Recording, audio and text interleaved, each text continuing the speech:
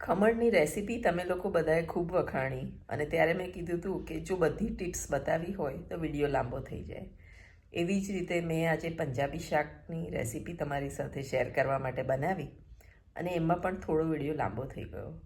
At least આખો procedure જુઓ ત્યાં સુધી તો તમે વિડીયો જોજો, જેથી તમને ખ્યાલ આવી જાય કે કેવી રીતે અને કયા ટાઈમે પંજાબી શાકમાં શું નાખવાનું હોય છે. તો ચાલો જઈએ મારા કિચનમાં. આજની રેસીપી સિમ્પલ છે પણ બધાને બહુ જ ભાવશે. ઘણી વખત તમે મટર પનીર બનાવ્યું હશે, પાલક પનીર બનાવ્યું હશે અને પનીરની વિવિધ સબ્જીઓ બનાવી હશે, પણ આજે હું જે તમને રેસીપી બતાવવા જઈ રહી છું એ મારવાડી ટાઈપની પનીરની રેસીપી છે અને બિલીવ મી એ ખૂબ જ સરસ લાગે છે. જ્યારે રાજસ્થાન કે બાજુ તમે ફરવા જાઓ તો તમને આ ચોક્કસ ખાવા મળશે. એની માટે મેં અહીંયા લઈ લીધા છે 4 પાપડ અને પાપડને આપણે આ જે નાનું મિક્સચર છે તેમાં ટુકડા કરીને પહેલાં ક્રશ કરવાના છે. બીજી આઇટમમાં તમે જોઈ રહ્યા છો કે ટામેટાં, ડુંગળી અને ધાણા તો દેખાઈ જ રહ્યા છે. ચાલો તો પાપડને થોડા નાના ટુકડા કરી અને મિક્સરમાં ક્રશ કરી.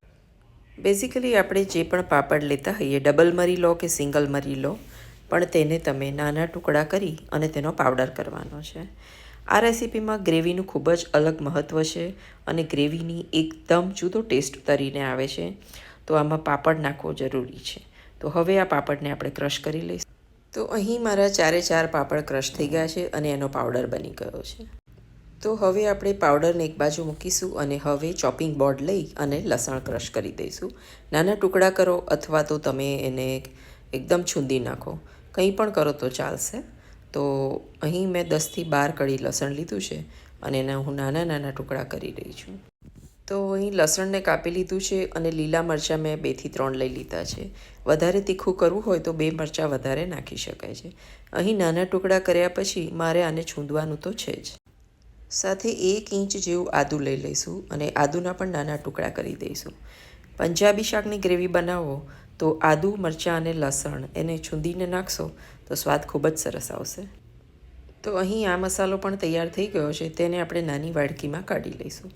બધી જ સામગ્રી તૈયાર કરીશું જે લગભગ અડધો કલાકમાં થઈ જશે અને શાક પણ તમારું ફટાફટ બની જશે.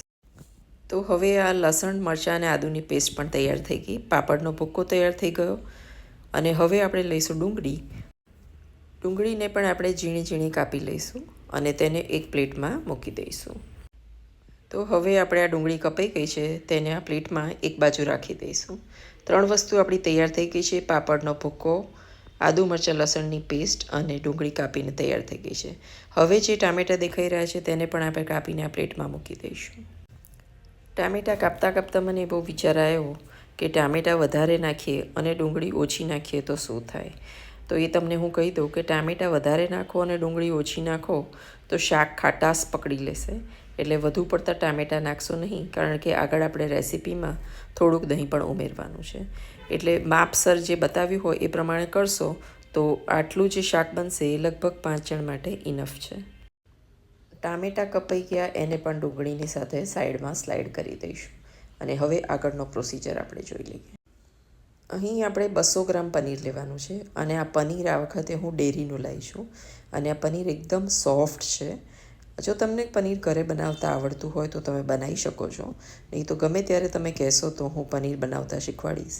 મારે થોડી ઉતાવળ હતી અને મેં એકદમ જ નક્કી કર્યું કે ચાલો આજે આ શાક બનાવીએ, એટલે મેં પનીર બજારનું લીધું છે.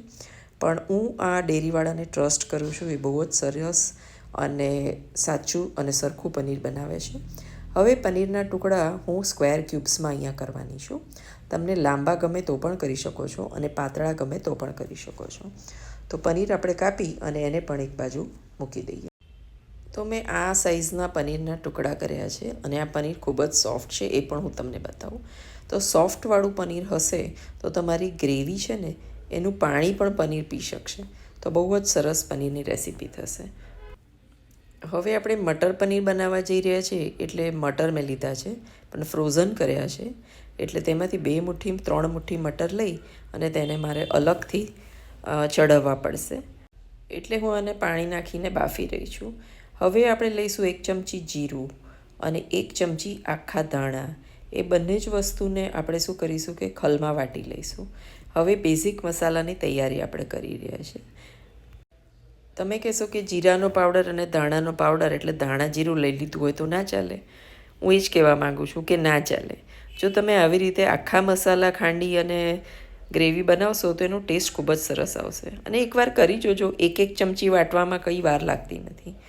તો અહીં મારું જીરું અને ધાણા વટાઈ ગયા છે. તમે માર્ક કરજો, તમને જેની પણ રસોઈ ભાવતી હશે ને, રસોઈયાની હોય કે કોઈની ઘરે તમે ગયા હો, તો એ લોકો મસાલા બધા તાત્કાલિક જ વાટતા હોય છે. હવે આપણે જેમાં શાક બનાવવું છે તેમાં 2 પરી ભરી અને આપણે ઓઇલ લઈ લઈશું અને તેને ગરમ થવા દઈશું. જેવું તેલ ગરમ થાય એટલે આખું જીરું નાખવાની જરૂર જ નથી.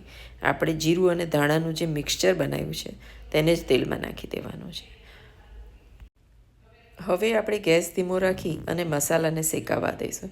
જેવો મસાલો શેકાય છે ને એટલે ખૂબ જ સરસ સ્મેલ આવી રહી છે. હવે બધી જ તૈયારી કરી લીધી છે એટલે ફટાફટ રસોઈ બની જશે. આદુ મરચાં લસણની પેસ્ટ એને પણ આપણે તરત જ સાંતળી દઈશું. ખૂબ જ ઉતાવળ કરવાની જરૂર પડવાની જ નથી, કારણ કે બધી તૈયારી આપણી થયેલી જ છે. મસાલો સરસ શેકાવા દઈશું અને ઉતાવળ કરી અને દરેક આઈટમ ફટાફટ નાખવાની નથી. આ સમયે આપણે મસાલામાં હળદર, લાલ મરચું અને તમારી ઈચ્છા હોય તો થોડું ધાણા જીરું પણ એડ કરી શકાય. નહીં નાખો તો પણ આગળ નાખેલું છે. હવે આ મસાલાને સરસ રીતે તેલમાં ફ્રાય થવા દઈશું. તમે જોઈ રહ્યા છો કે મેં 2 ચમચી કે 2 પરી જ ઓઇલ લીધું હતું અને એમાં પણ આટલો સરસ એનો ફ્લેવર અને કલર આવી રહ્યો છે. હવે જે ડુંગળી લીધી છે, જે આપણે ઝીણી કાપીને રાખી છે, તેને પણ આપણે સારી રીતે ડુંગળીને તો ચડવા દેવી પડશે. જેવી ડુંગળી ચડશે એવી એ નાની થઈ જશે અને થોડીક ચીમરાઈ જશે. જે પ્રોસેસ આપણને બધાને આવડે જ છે એટલે હું આને બહુ લાંબો બતાવવાનો પ્રયત્ન કરવાની નથી. તો ડુંગળી આપણે સાંતળી દેવાની છે. તો અહીં તમે જુઓ કે ડુંગળીની ક્વોન્ટિટી ઓછી થઈ જઈ છે અને આપણે તેને સરસ સાંતળી દીધી છે. મિક્સચરમાં કરશો તો બધું જ રેલાવાળું શાક થશે તમારું. એટલે મિક્સચરમાં ડુંગળી અને ટામેટાં આ રેસીપીમાં વાટવાના નથી. હવે આપણે આને ટામેટાને પણ આવી જ રીતે એકદમ ડુંગળી સાથે ભળી જાય એવા સંકોચવા જવા દઈશું. હવે મને લાગ્યું કે થોડુંક શાકમાં પાણીની જરૂર છે એટલે મિક્સરને ધોઈ અને પાણી નાખી દીધું છે.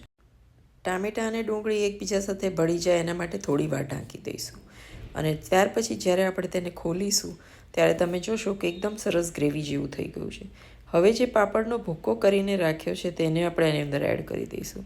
એટલે તમારી ગ્રેવી પાણીવાળી ન થતાં એક સરસ કન્સિસ્ટન્સીવાળી તૈયાર થઈ જશે. તો અહીં પાપડના મસાલા પણ જ્યારે ગ્રેવીમાં એડ થાય છે ત્યારે એનો એકદમ ડિફરન્ટ સ્વાદ આવે છે.